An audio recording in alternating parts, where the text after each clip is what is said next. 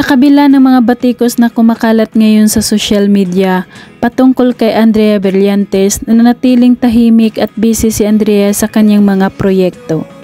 Pero nanatili pa rin ang pagmamahal sa kanya ng kanyang mga avid fans, kung tawagin niya ay kanyang mga Brilliance Angels.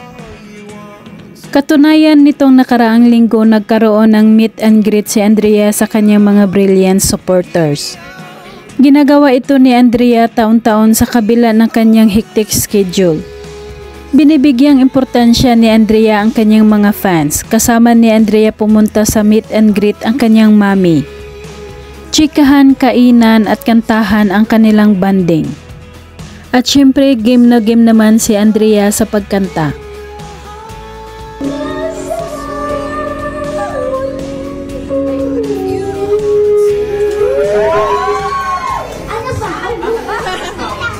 Hiyawan at tawanan ang lahat ng kanyang mga angels. Makikitang super saya ni Andrea na makabanding niya ang kanyang mga fans.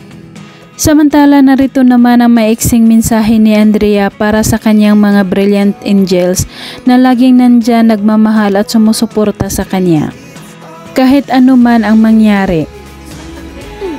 Hi Andrea United, maraming salamat for staying united. And yun lang, maraming salamat po for the continuous love and support. And happy holidays. Ingat parati and God bless. And mahal na mahal ko kayo.